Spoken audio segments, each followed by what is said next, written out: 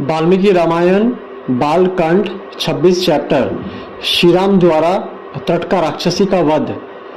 मुनि के ये उत्साह भरे वचन सुनकर दृढ़पूर्वक उत्तम व्रत का पालन करने वाले राजकुमार श्री राम ने हाथ जोड़कर उत्तर दिया, भगवान, अयोध्या में मेरे पिता महामना महाराज दशरथ ने अन्य गुरुजनों के बीच मुझे यह उपदेश दिया था कि बेटा, तुम पिता के कहने से पिता के वचनों का गौरव रखने के लिए कुशिका नंदन विश्वामित्र की आज्ञा का निःशुल्क होकर पालन करना, कभी भी उनकी बात की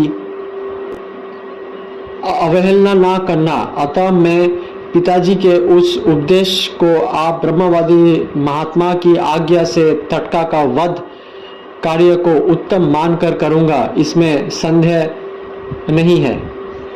गौ, ब्राह्मण तथा समूचे देश का हित करने में आप जैसे अनुपम प्रभावशाली महात्मा के आदेश पालन करने को सब प्रकार से मैं तैयार हूं।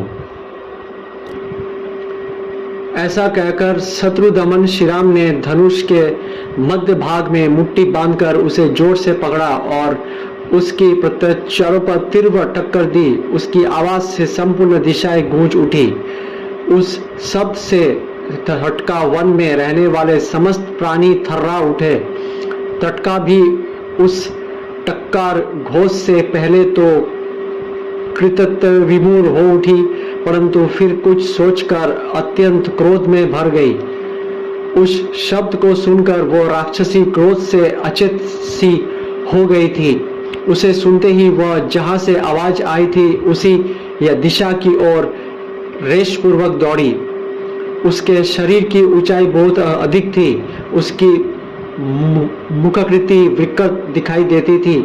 क्रोध में भरी हुई उस विकराल राक्षसी की ओर दृष्टिपात करके श्री राम ने लक्ष्मण से कहा, लक्ष्मण, देखो तो सही, इस यक्षिणी का शरीर कैसा दरिन एवं भयंकर है।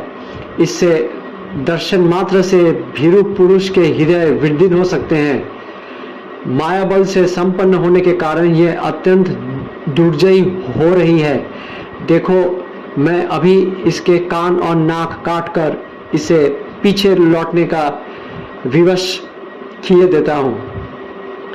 यह अपने स्त्री स्वभाव के कारण रक्षित है, अतः मुझे इससे मारने में उत्साह नहीं है। मेरा विचार यह है कि मैं इस बल पराक्रम तथा गमन शक्ति को